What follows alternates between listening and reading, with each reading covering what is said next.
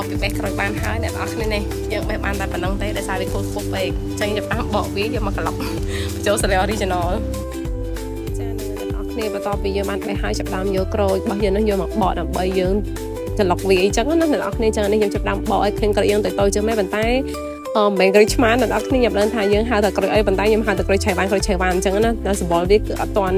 មើលទៅវាអត់ទាន់ពេញចំណាស់ល្អទេប៉ុន្តែជាក់ស្ដែងគឺសាច់វាគឺពេញចំណាស់ល្អហើយវាអស់ជាតិជូរអស់ជាតិអីអ្នកនរគ្នានេះបេះភ្លាមហូបភ្លាមប៉ុន្តែបើនិយាយពីរសជាតិគឺឆ្ងាញ់ខ្លាំងហ្មង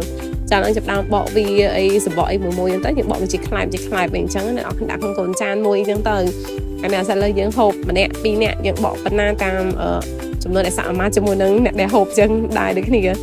ឡូវចាប់ដើមបកវាប្រហែលជា 4-5 ផ្លែទេអ្នកគ្នាអញ្ចឹងតពីបកហាត់វាបានសមិទ្ធផលមួយចានហ្នឹងមកហើយខ្ញុំចាប់ដើមលាយគ្រឿងហើយគ្រឿងហ្នឹងអំបិលម្ទេសហ្នឹងគឺអំបិលម្ទេសយើងពីណាពីណីមកអ្នកគ្នា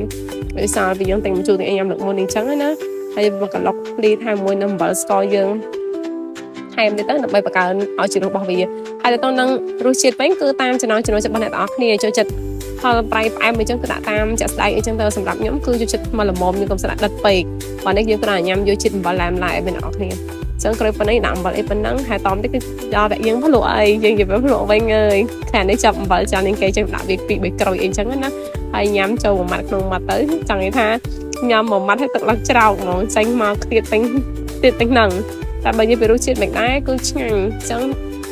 ឥឡូវកំពុងតែមានស្តុកនៅនឹងផ្ទះសម្រាប់អ្នកសារតែក្រូចហ្នឹងគឺវាកំពុងតែពេញចំណាស់ពេញដើមអញ្ចឹងណាបើសិនជាចង់ភ្លក់អីចង់ដឹងថារសជាតិវាឆ្ងាញ់ដូចខ្ញុំនិយាយអត់ឬអត់មែនអ្នកនរគ្នាអាច inbox មកខ្ញុំបានអញ្ចឹងវីដេអូនេះមានតែប៉ុណ្្នឹងទេអរគុណអ្នកនរគ្នាបាយបាយអរគុណសម្រាប់ការតាមដានពីដើមដល់ចប់បាយបាយ